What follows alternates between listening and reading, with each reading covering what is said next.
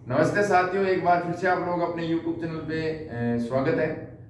और अपन बात कर रहे हैं आज जो नंबर सिस्टम है अपनी संख्या पद्धति है उसके बारे में अपन बात करते हैं। अपन ने पहले भी उसके बारे में दोस्तों 2 वीडियो बना दी हैं जो आप अपने प्लेलिस्ट में चेक कर सकते हैं। संख्या पद्धति अपना जो चैप्टर है वो चल रहा है, तो अपन इसी क्रम में दोस्तों आगे की ओर बढ़ते हैं और अपन बात कर लेते हैं कि अपने संख्याओं के वर्गों के योग तक अपन ने पढ़ लिया था। तो अपन बात कर लेते हैं कि कोई संख्या है और उनके वर्गों का योग है, जो आपको फॉर्मूला बता दिया दोस्तों। जैसे अपनी जो संख्या पद्धति है, संख्या पद्धति जो अपना चैप्टर चल रहा है दोस्तों, संख्या पद्धति अपना चैप्टर चल रहा है। और अपन बात कर लेते हैं इसमें अपन ने आगे कहां तक पढ़ लिया था, नंबर सिस्टम। ठीक है, तो अपन ने इसमें पढ़ लिया था कि संख्याओं के वर्गों का योग अपन ने पढ़ लिया था कि प्राकृत संख्याओं के वर्गों का योग अपन ने पढ़ लिया था। प्राकृत संख्याओं प्राकृत संख्याओं के वर्गों का योग जो अपन ने पढ़ लिया था, जिसके बारे में एक बार फिर से आप लोगों को बता देते हैं दोस्तों कि जो अपना फॉर्मूला है वो ये रहेगा n कोष्टक n plus 1 2n plus 1 बट्टे कितना आ जाएगा 6 आ जाएगा। ठीक है, तो अपना जो फॉर्मूला है वो है दोस्तों कि n प्राकृत संख्याओं के वर्गों का योग जो है दोस्तों, वो योग अपना ये है कि n कोष्टक n plus 1 कोष्टक 2n plus 1 upon में कितना है 6। अब देखो यहाँ पर अपन बात कर लेते हैं कि अपन ने संख्याओं के वर्गों योग के बारे में अपन ने पढ़ लिया था कि भाई जैसे मान लो 1 का स्क्वायर है प्लस 2 का स्क्वायर है प्लस 3 का स्क्वायर है, इस प्रकार की संख्या है। 10 का स्क्वायर तक अपन को अगर पूछ लेता है तो अपना फॉर्मूला रहेगा n का मान 10 है तो 10 कोष्टक 10 प्लस 1 कोष्टक 2 गुणा 10 प्लस 1 बट्टे में कितना आ जाएगा 6 आ जाएगा। तो 10 गुणा यहाँ पर आ जाएगा 11 गुणा इनको करेंगे 10 दूनी 20 हो जाएगा, 20 में एक जोड़ेंगे कितना आ जाएगा 21 बट्टे 6 आ जाएगा। 110 गुणा 21 बट्टे 6। ठीक है, इसको जब अब और हल करेंगे तो अपना आंसर आ जाएगा 385। इसको जब अपन काटेंगे तो इसमें 3 आ जाएगा, यहाँ पर आ जाएगा 55। इस प्रकार आप लोग इसमें और भाग देंगे तो यहाँ पर आ जाएगा 7। ठीक है, 55 को जब आप 7 से गुणा करेंगे कितना आ जाएगा 385 आ जाएगा दोस्तों। तो अपन बात करते हैं इससे आगे रहेगा कि n विषम वर्ग संख्याओं का। जैसे मान लो इसमें तो कुल टोटल संख्या आ गई इसमें दोस्तों टोटल संख्या आ गई कि भाई 1 से 10 तक है, तो उसमें सम संख्या भी आ गई, विषम संख्या भी आ गई। अब अपने को मान लो ये पूछ ले कि उसमें विषम संख्याओं का योग कितना है। ठीक है, तो अपना मान लो कि सवाल ये आ जाए कि n प्राकृत संख्याओं के विषम जो n प्राकृत संख्या है उसमें विषम संख्याओं का योग क्या है। ठीक है, तो विषम संख्याओं का योग याद करने का अपना फॉर्मूला रहेगा। तो देखो दोस्तों n विषम वर्ग संख्याओं का योग, विषम वर्ग संख्याओं का योग। देखो दोस्तों अपन ने अब तक पढ़ा है कि भाई कोई भी जो नेचुरल नंबर है, प्राकृत संख्या है, उन सभी का योग अपन ने पढ़ लिया है, उसका फॉर्मूला आप लोगों ने देख लिया। अब अपन बात कर लेते हैं दोस्तों कि भाई जो n है जो अपना नेचुरल नंबर है वो अगर ओड नंबर होता है, विषम संख्याएं होती हैं, तो अपना फॉर्मूला रहेगा x कोष्टक 4x स्क्वायर माइनस 1। ठीक है, बट्टे में कितना आ जाएगा 3 आ जाएगा। ठीक है, तो अपना फॉर्मूला रहेगा x कोष्टक 4x स्क्वायर माइनस 1 बट्टे में कितना आ जाएगा 3 आ जाएगा। अब देखो भाई ये फॉर्मूला आ गया। अब अपन संख्या लिख लेते हैं कि भाई 1 का स्क्वायर है प्लस इसमें 3 का स्क्वायर आएगा प्लस इसमें 5 का स्क्वायर आएगा प्लस इसमें 7 का स्क्वायर आएगा, इस प्रकार डॉट डॉट डॉट डॉट 19 का स्क्वायर आ जाएगा। अब देखो दोस्तों यहाँ पर आप लोग ये सोच रहे होंगे कि 1 के बाद में 3 कैसे ली। अब देखो यहाँ पर दोस्तों अपन बात कर रहे हैं विषम की, ओड नंबर की बात कर रहे हैं। यहाँ पर अपन बात कर रहे हैं विषम की, ओड नंबर की बात कर रहे हैं। तो यहाँ पर 1 3 5 7 इस प्रकार की जो संख्या ये विषम संख्या है। तो 1 का स्क्वायर प्लस 3 का स्क्वायर प्लस 5 का स्क्वायर प्लस 7 का स्क्वायर, इस प्रकार की जो संख्या है वो लास्ट में अपने पास में कितनी है 19 का स्क्वायर है, जो अपन को यहाँ पे पता लग जाएगा भाई n कितने हैं, वो 10 हैं, क्योंकि इसमें टोटल संख्या जो है वो कितने आ जाएंगे 19 तक 10 आ जाएंगी। ठीक है, तो अब 10 जो संख्या है, 10 जो अपने ओड नंबर आ गए, तो अपना अक्ष का मान आ जाएगा 10, तो 10 से कोष्टक 4 गुना यहाँ पर आ जाएगा 10 का स्क्वायर माइनस 1 बट्टे में कितना आ जाएगा 3 आ जाएगा, 10 से गुणा 4 गुना 100 आ जाएगा। ठीक है, माइनस कितना आ जाएगा 1 बट्टे में कितना आ जाएगा 3 आ जाएगा, तो 10 से गुणा 400 में से 1 घटाएंगे तो कितना आएगा 399, तो 399 बट्टे 3। अब भाजकता का नियम अपना ये होता है कि भाई अगर मान लो संख्याओं का योग, जो आपको मैंने बता दिया पहले पार्ट में, आप लोगों ने पढ़ भी लिया है कि भाजकता के नियम आपने पढ़ लिए हैं कि भाई अगर 399 है, इसमें किसका भाग जाएगा। तो दोस्तों अपन ने पढ़ा है कि अगर संख्याओं के योग में 3 का भाग जाता है तो संख्या में कन्फर्म 3 का भाग जाएगा, और इसमें तो अपने को पता लग रहा है कि भाई 3 का भाग जाएगा, तो 3 का भाग जाएगा 3 एकम 3, 3 3 9, 3 3 9, 133 आ गई। ठीक है, अब 133 आ गए, तो 133 को जब अपन 10 से गुणा करेंगे तो 1330 अपने क्या जाएंगे आंसर आ जाएंगे। ठीक है दोस्तों, 1330 अपने क्या जाएंगे आंसर आ जाएंगे। तो n विषम वर्ग संख्याओं का जो योग है उसका फॉर्मूला हो जाएगा अक्ष कोष्टक 4x स्क्वायर माइनस 1 बट्टे में कितना आ जाएगा 3 आ जाएगा। तो इसी के साथ में अपने ये भी जो अपना पार्ट है वो कंप्लीट है कि भाई n विषम संख्याओं के वर्गों का योग है, वो भी अपन ने पढ़ लिया है। अब देखो, जैसे अपन बात कर लेते हैं कि अपने पहले इसमें देखा था कि कुल संख्याओं का योग जिसमें 1 से लेकर के 10 तक की संख्या थी या 1 से लेकर के 20 तक की संख्या थी, तो उसमें अपन ने टोटल जो है उसमें टोटल संख्या का योग देख लिया था। अब यहाँ पर अपन ने क्या देखा है n विषम संख्याओं का योग। ठीक है, अब n विषम संख्याओं का योग देख लिया। n सम संख्याओं की बात करते हैं तो अपना फॉर्मूला हो जाएगा n कोष्टक n plus 1 कोष्टक n plus 2 बट्टे में कितना आ जाएगा, बट्टे में आ जाएगा 6। ये सम संख्याओं के लिए हो जाएगा। ठीक है, अब अपन इससे आगे की बात करते हैं। अब अपन इससे आगे की बात करते हैं कि भाई अगर मान लो संख्या घन में आ जाए। अब तक अपन ने देखो संख्या पढ़ ली नेचुरल नंबर कि भाई अगर नेचुरल नंबर इसी प्रकार आ रहा है कि 1 2 3 4 5 6 इस प्रकार का योग याद अपन ने कर लिया है। अगर मान लो वर्ग में संख्या आती है, मतलब उसका स्क्वायर पूछा जाता है, तभी अपन ने पढ़ लिया है। अगर मान लो संख्या घन में आती है दोस्तों, अगर संख्या किस में आती है घन में आती है, करने का मतलब क्यूब में आती है, तो संख्या क्यूब में आती है तो n प्राकृत संख्याओं के घनों का योग, n प्राकृत संख्याओं के घनों का योग। ठीक है, घनों का योग। देखो घन का जो अर्थ है इसका मतलब है क्यूब, मतलब पावर 3 होना, घात में कितनी होनी 3 घात होनी, वो अपना घन हो जाएगा। तो मान लो इसके लिए अपना फॉर्मूला हो जाएगा n कोष्टक n प्लस 1 बट्टे 2 की पावर में कितनी आ जाएगी, पावर में कितनी आ जाएगी 2 आ जाएगी। ठीक है, तो n कोष्टक n प्लस 1 बट्टे 2 की पावर कितनी आ जाएगी 2 आ जाएगी। ये अपना फॉर्मूला हो जाएगा। अब जैसे मान लो 1 से 7 तक की कोई संख्या है, उनके घनों का योग ज्ञात करना है। 1 से 7 तक की संख्याओं के घनों का योग कुछ है दोस्तों। एक से संख्या शुरू हो रही है और 1 से 7 तक की संख्याओं के घनों का योग पूछा है, तो अपना जो है वो आंसर आ जाएगा भाई n का मान तो है 7, तो 7 प्लस 1 बट्टे में कितना आ जाएगा 2 आ जाएगा, पावर में कितना है 2 है।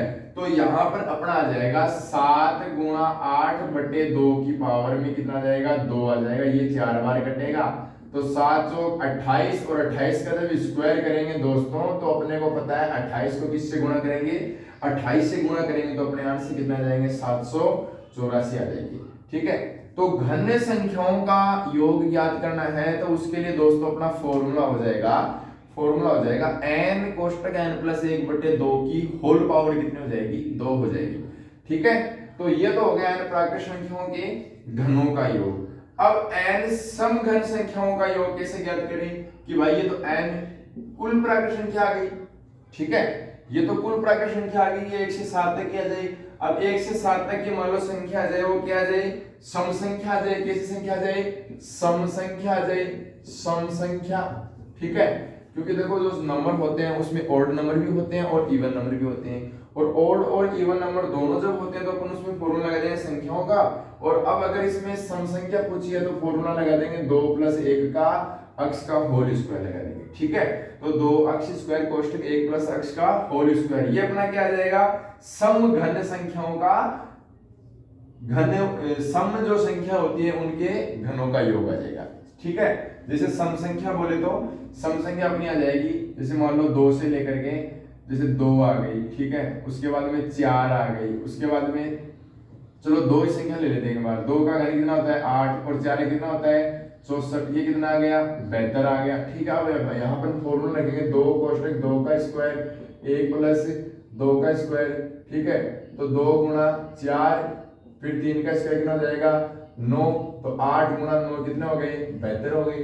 ठीक है, देखो दोस्तों आपने क्या किया कि इसको जांच करने के लिए कि भाई n जो सम संख्या जो होती है, n सम संख्या जो होती है दोस्तों उसके घनों का योग। तो देखो भाई जैसे 2 लगातार जो सम संख्या है उनके घन आ गए, जैसे 2 लगातार संख्या आ गई तो 2 का क्यूब आ गई, एक 4 का क्यूब आ गई।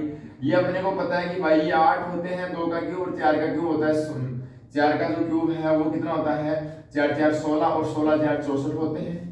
ठीक है, तो 64 और 8 कितने हो गए 72 हो गए। ये अपने को पता है कि भाई अपना आंसर इससे ये आता है।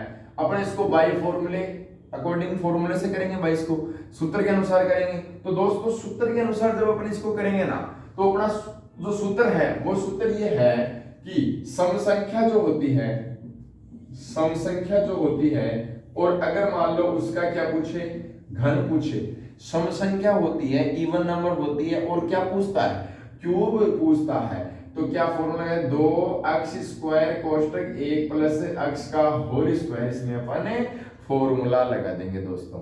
ठीक है, तो अपन इसमें फॉर्मूला कौन सा लगा देंगे 2 अक्ष स्क्वायर कोष्टक 1 + अक्ष का होल स्क्वायर। जहां अपना जो अक्ष है, अपना अक्ष जो है वो रहेगा नंबर। ठीक है, कितनी संख्याएं हैं, तो यहाँ पर देखो जो अपनी संख्याएं जो हैं वो कितनी हैं, यहाँ पर अपनी 2 ही संख्याएं हैं। तो अपन रखेंगे 2 कोष्टक 2 का स्क्वायर कोष्टक 1 + 2 का स्क्वायर। यहाँ 2 का स्क्वायर 4 होता है, 4 को जब 2 से गुणा करेंगे तो 8 आ जाएगा। कोष्टक 3 का जो 1 + 2 3 होते हैं, 3 का जब स्क्वायर करेंगे तो कितना हो जाएंगे 9 हो जाएंगे। जब 9 को 8 से गुणा करेंगे तो कितना आ जाएंगे 72 आ गए। देखो ठीक है, और अपना यहाँ पर भी देखो कितने आ रहे थे 72 आ रहे थे। तो यहाँ अपना जो फॉर्मूला है वो ये हो जाएगा कि सम संख्याओं के लिए जो अपना फॉर्मूला हो जाएगा वो ये हो जाएगा कि 2 अक्ष स्क्वायर कोष्टक 1 + अक्ष का होल स्क्वायर हो जाएगा। अब देखो अब अपन बात कर लेते हैं इसके बाद में, ये अपना जो है वो घन के बारे में हो गया है। ठीक है, अब घन के बारे के बाद में बात कर लेते हैं अपन कि मान लो दोस्तों कोई संख्या जो होती है उसके अगर मान लो गुणज दिए गए हैं, जैसे 2 के 6 गुणज दिए गए हैं। ठीक है, तो 2 के 6 गुणज दिए गए हैं। इस प्रकार की जब संख्याएं होती हैं दोस्तों तो उसमें फॉर्मूला हो जाएगा अक्ष n कोष्टक n + 1/2। ठीक है, ये अपना फॉर्मूला हो जाएगा। जैसे मान लो कोई भी संख्या है वो n गुणजों का योग पूछे, n गुणजों का योग, n गुणजों का योग जब पूछे दोस्तों। ठीक है, जैसे मान लो ये पूछे कि 2 के 6 गुणजों का योग बताओ। ठीक है, तो अपन उसमें फॉर्मूला लगा देंगे अक्ष n कोष्टक n + 1/2। तो 2 के 6 गुणज, जैसे 2 के 6 जो गुणज हैं उनका अगर योग पूछ रहा है तो अपना फॉर्मूला होगा अक्ष n, अक्ष का मान है 2 × 6 है, n का मान तो 6 + 1/2 में कितना जाएगा 2 आ जाएगा। तो 12 7/2 आ गया 6। जब 6 को 7 से गुणा करेंगे कितना जाएंगे 42 आ जाएंगे। तो अपना आंसर कितना जाएगा 42 आ जाएगा। करने का मतलब 2 के 6 गुणज, 2 का जो 6 गुणज है उसके जो अंक जो भी संख्याएं आएंगी, जो भी नंबर आएगा उनका अपन योग पूछेंगे तो अपन उनका योग कितना कर देंगे 42 कर देंगे। किससे कर देंगे फॉर्मूले से कर देंगे। ठीक है, और अपना जो गुणज होता है वो एक तरीके से पाड़ा होता है। तो 2 का पाड़ा आप 6 तक के लेकर के उनको जोड़ लो, कितना जाएगा 42 अपना आंसर आ जाएगा। ठीक है, तो संख्या पद्धति में अपन ने देखो कई संख्याओं के बारे में, उनके वर्गों का योग है, घनों का योग है, अगर उनकी जो गुणज है उनके बारे में अपन ने, उनका योग भी अपन ने उनको विस्तार रूप से दोस्तों पढ़ा है। अब देखो अपन ने उनके बारे में पढ़ लिया है, अब अपन इसके आगे बात करेंगे। और इसके अपन जब आगे बात करते हैं तो देखो मान लो जो श्रेणियां होती हैं, ठीक है, जो अब कोई संख्या है वो श्रेणी के अंदर दी गई है तो अपन उसको कैसे हल करें। श्रेणी जो होती है वो श्रेणी अपनी दो प्रकार की, यहाँ पर मान लो श्रेणी की बात कर लेते हैं अपन कि एक तो होती है समांतर श्रेणी और एक होती है समांतर श्रेणी, ठीक है, और एक जो होती है वो होती है गुणोत्तर, एक होती है गुणोत्तर श्रेणी।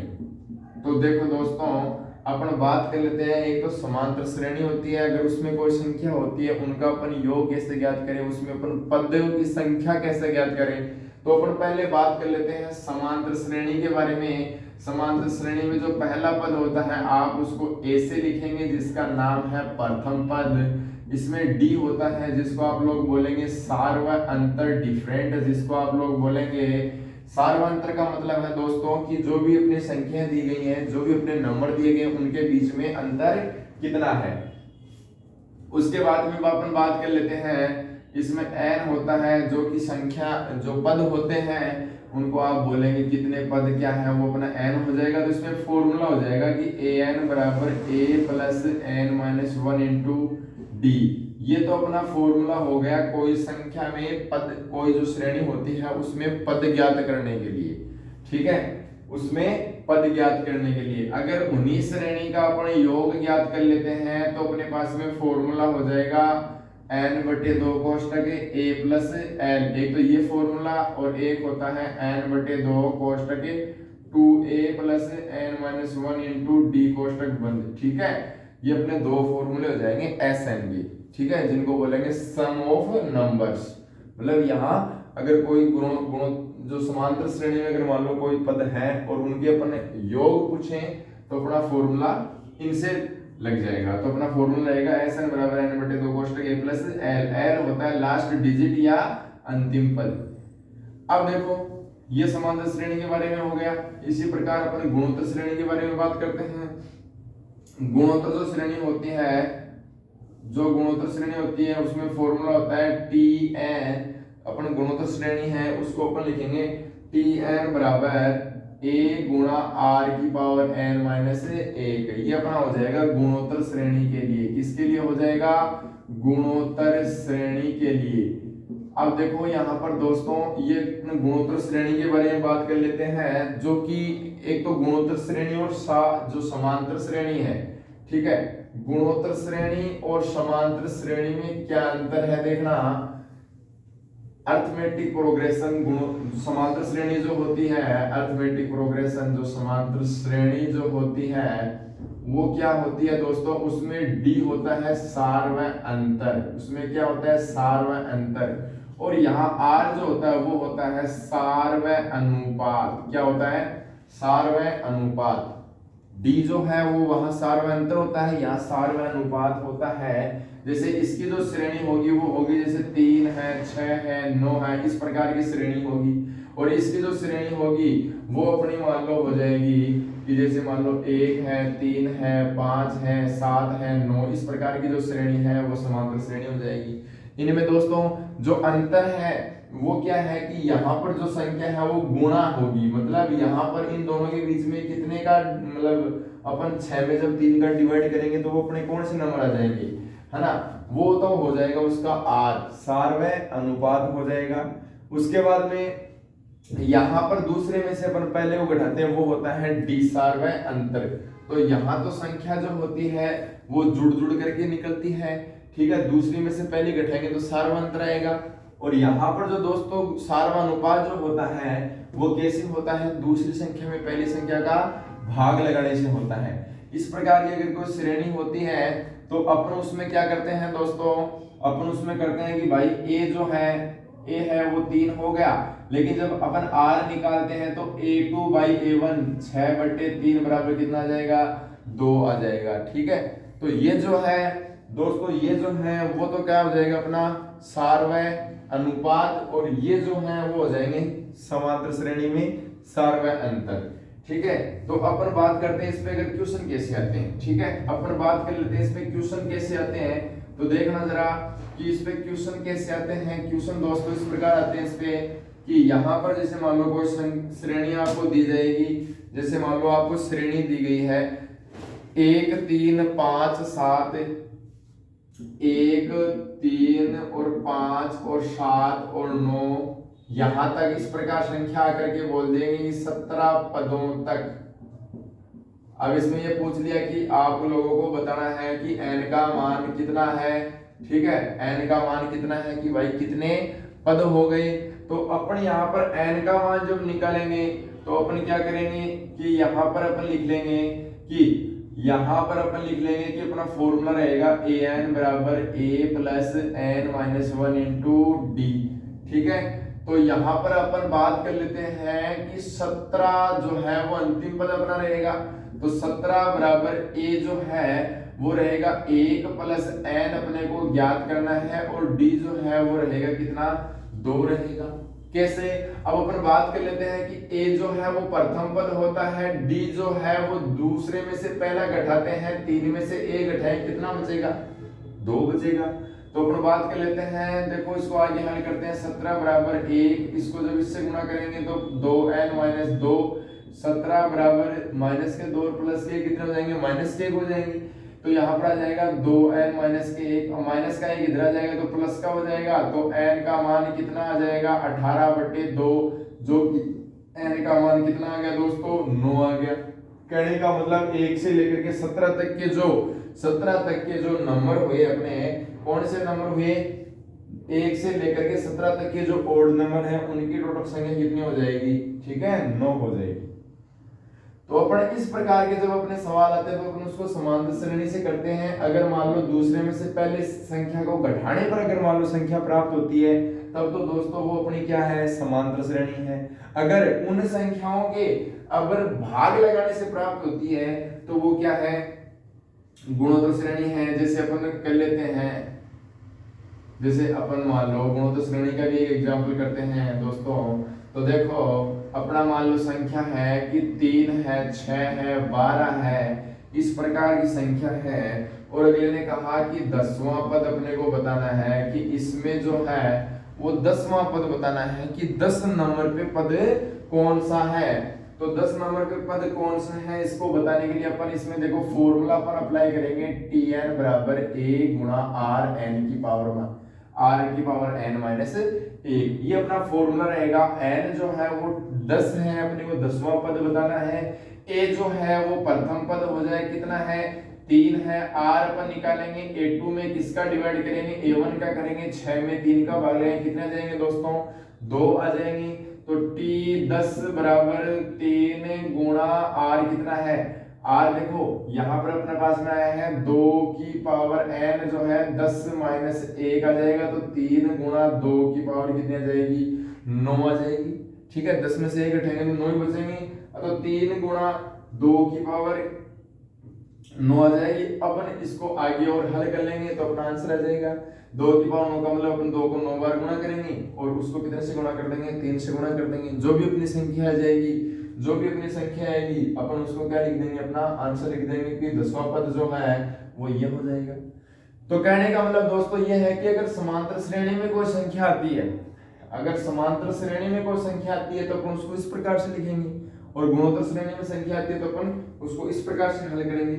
ठीक है, अब अपन बात कर लेते हैं इससे आगे, अपन बात कर लेते हैं दोस्तों इससे आगे कि अगर मान लो कोई संख्या है वो नेचुरल नंबर। अब देखो अपन बात नेचुरल नंबर की कर रहे हैं, अपन बात कर रहे हैं नेचुरल नंबर। ठीक है, नेचुरल नंबर अपन जब बात कर रहे हैं कहने का मतलब अपन बात कर रहे हैं किसके प्राकृत संख्या की। अगर अपन बात किसकी कर रहे हैं प्राकृत संख्या नेचुरल नंबर की अपन बात कर रहे हैं दोस्तों। तो देखो अगर मान लो कोई भी नेचुरल नंबर है, ठीक है, अगर दोस्तों कोई भी नेचुरल नंबर है, अगर वो संख्या है 1 से शुरू होगी, नेचुरल नंबर जो आपको मैंने पहले पार्ट में बता दिया कि नेचुरल नंबर जो है वो 1 से शुरू होती है। अब एक से शुरू होती है कोई भी संख्या, मान लो वो कहां तक भी चल रही है, लेकिन उसके बीच में प्लस का चिन्ह भी लगा और माइनस का चिन्ह भी लगा है। अगर मान लो ऐसी संख्या आ जाए, अपन ने अब तक योग पढ़ा है, अगर मान लो योग भी आ जाए साथ में उसका व्यवकलन भी चलता रहे, घटाव भी साथ में उसका चलता रहे, तो दोस्तों अपन उसको कैसे करेंगे? अपने पास में देखो, मान लो कि अगर मान लो n विषम है, n विषम है तब एक अलग फॉर्मूला हो जाएगा, n जब सम है तब एक अलग फॉर्मूला हो जाएगा। ठीक है, n जब विषम है तो अपन फॉर्मूला लिखेंगे n प्लस 1/2 पर, ठीक है, और n जब सम है तो n/2 जो किस में आ जाएगा? माइनस में आ जाएगा। ठीक है, अब यहाँ पर अपन बात कर लेते हैं, जैसे मान लो कि संख्या जो है वो अपनी शुरू हो रही है, शुरू कहाँ से हो रही है? जैसे मान लो अपना सवाल है कि भाई 1 आ गया, फिर प्लस का 1 आया, फिर माइनस का 2, फिर प्लस का 3 आ गया, फिर माइनस का 4 आ गया। इस प्रकार की जो संख्या है, इस प्रकार की जो संख्या है वो मान लो कि अपनी चल रही है कहाँ तक? अपनी विषम संख्या की अपन बात कर लेते हैं अपन पहले। तो अगर मान लो वो संख्या चल रही है 151 तक, ठीक है, 151 तक, तो अपन यहाँ पर लास्ट में देखेंगे कि भाई जो 151 है वो क्या है? अगर 2 का भाग नहीं जाता तो क्या है? विषम है, और विषम जब है तो विषम के लिए फॉर्मूला हो गया, क्या हो गया? n plus 1/2। कहने का मतलब 151 प्लस 1/2 जो कि 152/2। अब 152/2 में अपन भाग लगाएंगे तो कितना जाएगा? कितना आ जाएगा? 76 आ जाएगा। तो अपना आंसर कितना जाएगा? 76। ठीक है, अगर मान लो ये सवाल होता है कि भाई प्लस का 1 है, माइनस का 2 है, प्लस का 3 है, माइनस का 4 है, प्लस का 5 है, इस प्रकार मान लो कोई भी संख्या होती, इस प्रकार कोई भी संख्या होती है, मान लो माइनस के 140 दे रखी है, अंत में दे रखी है माइनस के 140, ठीक है, या यहाँ तक संख्या शुरू हो रही है और अपने को दे रखी है 140। अब 140 अपने को संख्या दे रखी है तो अपन फॉर्मूला लगाएंगे, भाई n जो है वो 140 है, और 140 जो है दोस्तों, 140 जो है वो सम संख्या है, विषम संख्या है, तो अपना जवाब आएगा सम संख्या है। और जब सम संख्या है तो अपना फॉर्मूला रहेगा -n/2, तो माइनस के 140/2 जो कि कितने आ जाएंगे? माइनस के 70 आ जाएंगे। ठीक है, तो अपना जो फॉर्मूला है वो रहेगा n/2 जो माइनस के 140/2 जो कितने आ गए? माइनस के 70 आ गए। तो अपना आंसर आ गया कि अगर मान लो विषम संख्या होती है तो अपन फॉर्मूला लगाएंगे n प्लस 1/2, और सम संख्या होती है n/2। अब देखो यहां पर अपन बात कर लेते हैं कि कोई भी संख्या मान लो अगर उसमें आगे अपने को पता लग रहा है कि भाई प्लस के 1 से शुरू होती है, फिर माइनस की 2, प्लस की 3, फिर माइनस की 4, इस प्रकार की संख्या अगर 11 तक है और 11 तक है तो अपना दोस्तों जवाब आएगा कि भाई जो 11 जो है वो सम है या विषम है। तो अपना जवाब आएगा कि 11 है, उसमें 2 का भाग नहीं जाता है, और एनी नंबर जो 2 से डिवाइड नहीं हो रहा है वो अपना ओड नंबर हो जाएगा। और जब ओड नंबर हो जाएगा तो उसमें फॉर्मूला लगा देंगे कि n प्लस 1/2 जो कि हो जाएगा 11 प्लस 1/2 जो कि हो जाएगा 12/2 जो कि कितना आएगा? आंसर 6 आ जाएगा। ठीक है, तो इसी प्रकार दोस्तों अगर मान लो कोई भी संख्या है वो प्लस माइनस से शुरू हो रही है, plus minus plus minus plus minus, इस प्रकार की जो संख्याएं हैं अपन उसको किससे करेंगे? अपन उसको अगर सम संख्या है तब तो अपन उसको n-n/2, और विषम संख्या है तो n प्लस 1/2। तो आज के लिए दोस्तों इतना ही, आगे अपन पढ़ेंगे नेक्स्ट वीडियो में। तो अपन ने आज चर्चा की किसके बारे में? अपन ने आज चर्चा की संख्याओं के वर्गों के योग के बारे में, घनों के योग के बारे में, और अपन ने अगर कोई दो संख्याएं लगातार होती हैं प्लस माइनस में, इस प्रकार संख्याएं होती हैं, अपन ने उनके बारे में विस्तार रूप से पढ़ा है। तो आपसे उम्मीद है कि आप पूरे वीडियो को देखेंगे और आगे से आगे शेयर भी करेंगे, और चैनल को आप इस प्रकार के वीडियो देखने के लिए सब्सक्राइब जरूर करेंगे दोस्तों। धन्यवाद।